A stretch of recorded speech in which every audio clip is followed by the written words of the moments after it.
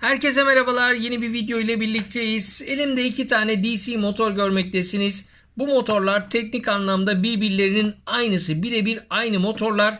Bir tanesinin üzerinde şöyle bir kondansatör var. Özellikle eski RC oyuncaklardan söktüğünüzde şöyle bir kondansatörle karşılaşabilirsiniz. Birçoğunuz bu kondansatörün hiçbir işe yaramadığını düşünüyor ki eskiden ben de öyle düşünürdüm. Çıkartır atardım. Diğerinde ise böyle bir kondansatör hiç yok. Şöyle gösterelim. Bu defaki videomuzda buradaki kondansatörün ne işe yaradığını sizlere göstermeye çalışacağım. Öncelikle üzerinde kondansatör olmayan motorumuzu inceleyerek başlayacağız. Ardından aynı işlemleri diğer motorumuzda da yapacağız ve kondansatörün ne işe yaradığını birlikte göreceğiz.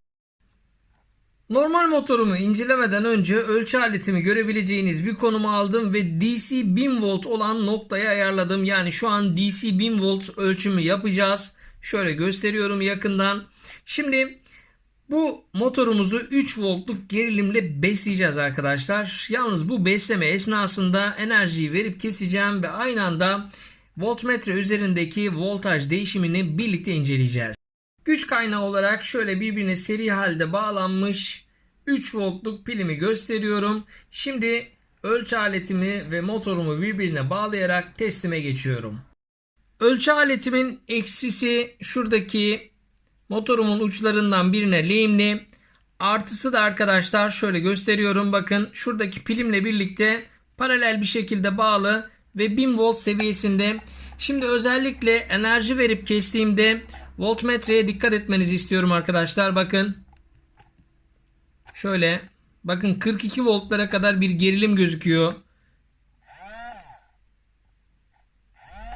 Özellikle motoru sürekli çalıştırdığımda değil de enerji verip kestiğimdeki sonuçlara dikkat etmenizi istiyorum. Bakın. 58 voltu gördük.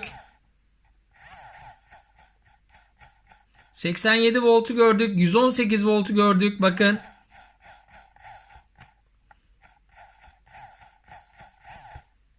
...82 voltu gördüm tekrar. Bakın 246 voltu gördüm.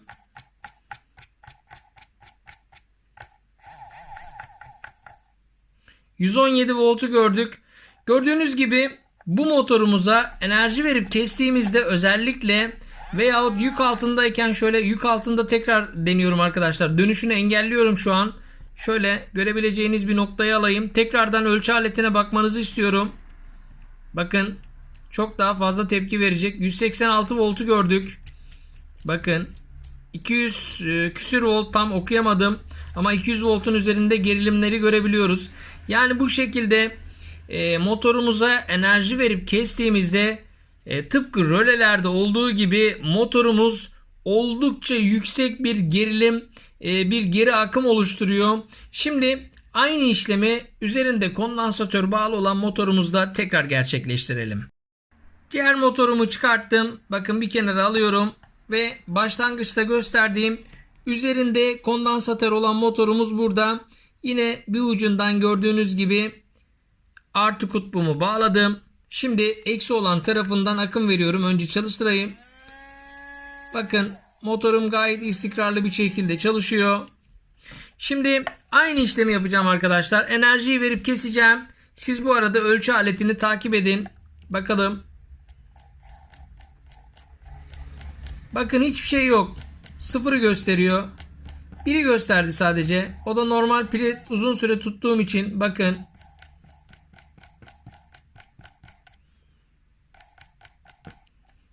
Elimle sıkıştırıyorum motora. Yük bindiriyorum. Tekrar deniyorum.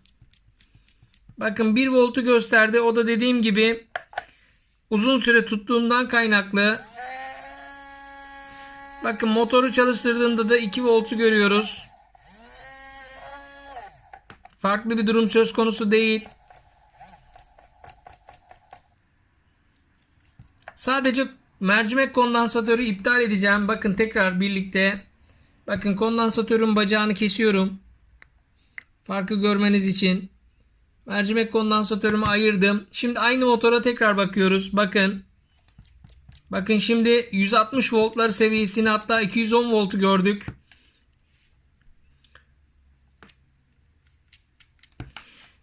Ve böylece kondansatörümüzün ne işe yaradığını görmüş olduk arkadaşlar. Buradaki kondansatör motorun ürettiği ters akımı tamamen absorbe etmek için kullanılıyor.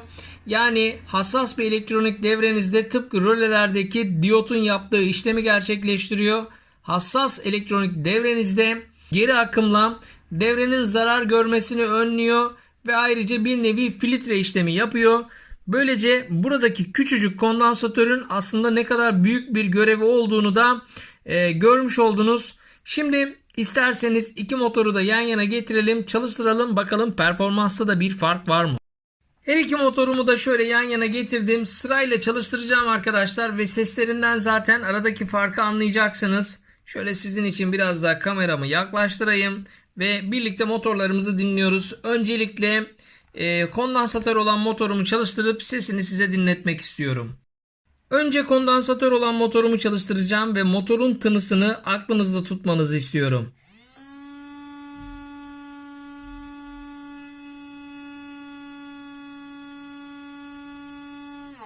Şimdi diğer motorumuza geçelim. Şimdi diğer motorumu çalıştırıyorum. Bakın farklı bir tını çıkıyor. Ses farklı geliyor. Bir düzensizlik olduğu belli. Dinleyin.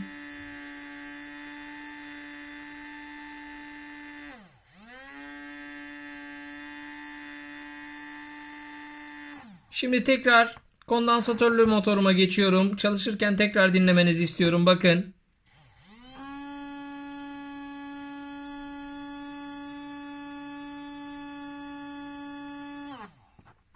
Kondansatörsüz motoru tekrar dinleteyim.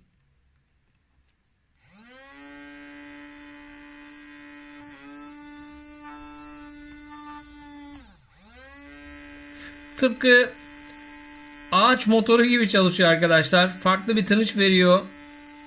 Çünkü buradaki ters akım motorun düzensiz çalışmasına neden oluyor.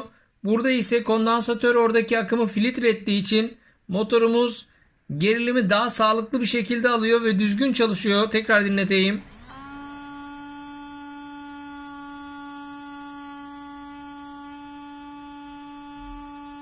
Son bir kez daha dinleterek projemi tamamlayacağım.